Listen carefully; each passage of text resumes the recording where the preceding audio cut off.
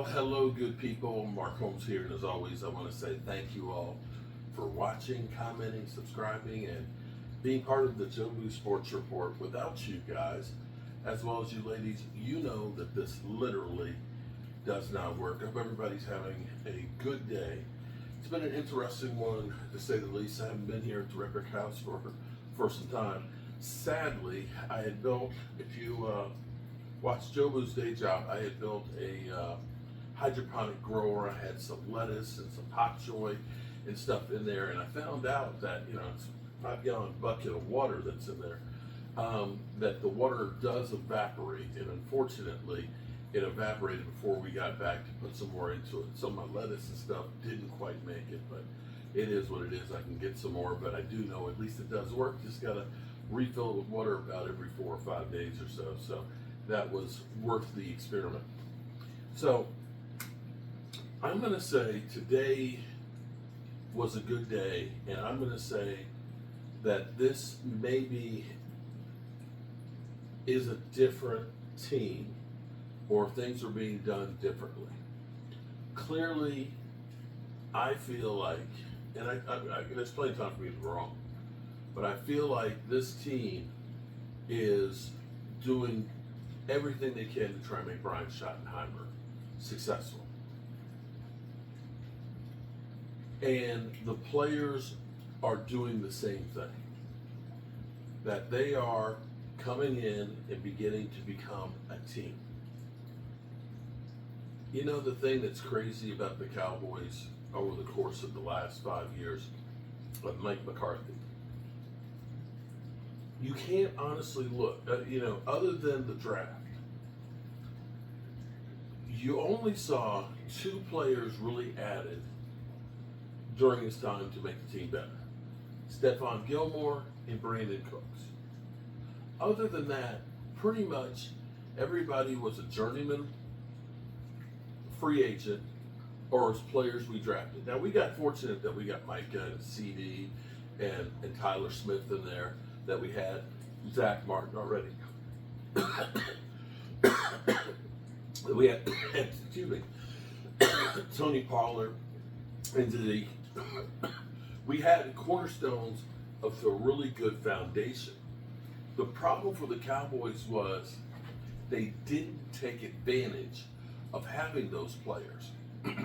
Instead of saying, we're a really good team, let's make it a great team, they kind of got high on their own supply and just figured, well, we can just keep drafting great players. Well, the last 2 years, we hadn't gotten the impact. And where the Cowboys were constantly letting guys go instead of paying them, it kind of came back to haunt them, because the pool of talent that they had to pick from, because the draft wasn't doing what they'd done in the past, where you get an instant impact guy, CD, Micah, Tyler Smith right out the box, that was making a difference, and you had a multitude of injuries, everything went bad. And see, this is where you don't know if the Cowboys hired Mike McCarthy because they really liked him and wanted him to be successful, or if it was kind of like, we got to do something, and then never really supported him. You may look at it and say, they haven't really done much.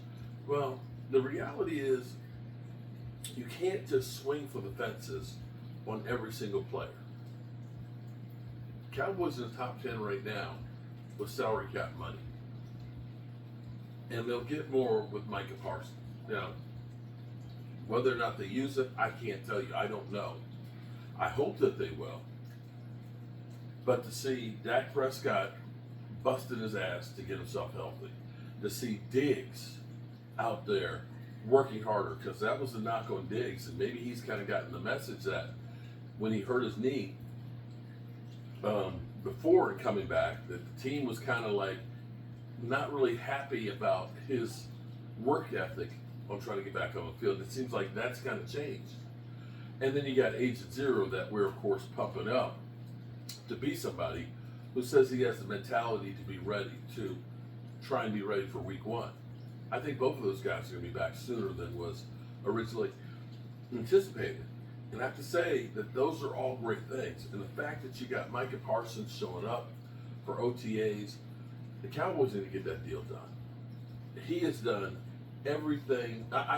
If there's something else out there that Micah Parsons hasn't done, by all means, post in the comments here. Because I can't see anything more that Micah Parsons could do this offseason to say that I'm all in for the Cowboys.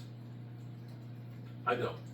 And I think after him showing up right now, anybody who's got trade rumors of Micah Parsons, you're a freaking idiot. You're an idiot. There's no way, no how that they're going to trade Micah Parsons. So you can get that out of your skull. He is here. He will be a Cowboy, I'm sure, for the next 4 or 5 years at least. So hopefully we can continue this momentum. We've got a week and 3 days until the draft, and I can't wait. I'm excited. We're getting closer and closer to the season, and I think it's going to be a better team than what the talking heads are putting out there. The craziest thing is,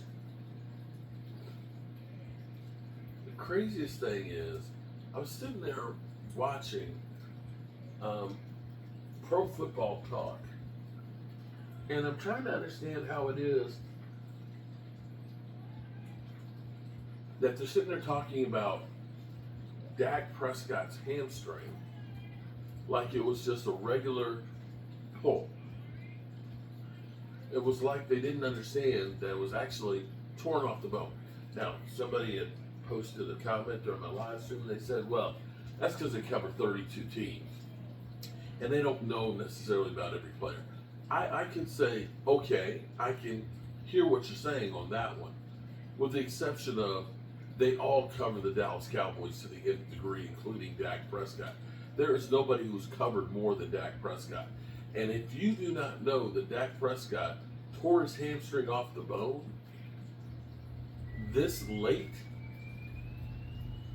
then you probably shouldn't be doing Pro Football Talk.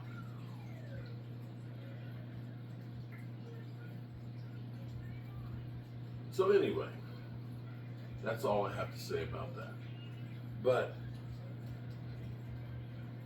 I have to say that I have some incredible friends and fans. While I was doing my live stream, I heard a chime, and Tracy told me to take a look at it when I got here. And some friends of hers got a wind chime made up in memory of her dad, and it is beautiful, and the sound of it is just heavenly. And I had Eric Spencer. I didn't know I was getting this. I get sent stuff from people all the time, and I appreciate it. And I always open up stuff live on air. And I was doing my live stream, and when I opened this up and I saw the picture of my dad,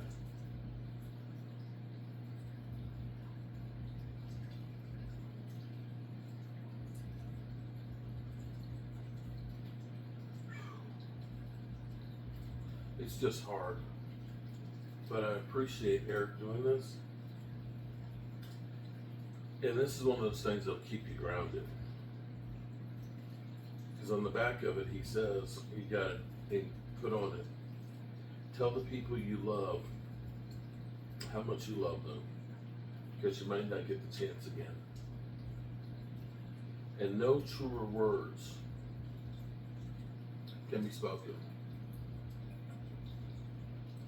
Last time I talked to my dad, he told me about how great his day was. He planted some seeds. He sat on the porch, drank himself a chilly one. And he said, I feel great. And I said, Dad, I love you. He said, I love you too, son.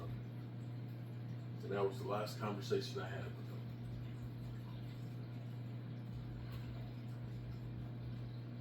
Always let the people you love know how you feel. No truer words have ever been spoken. Thank you, Eric. That's my dad.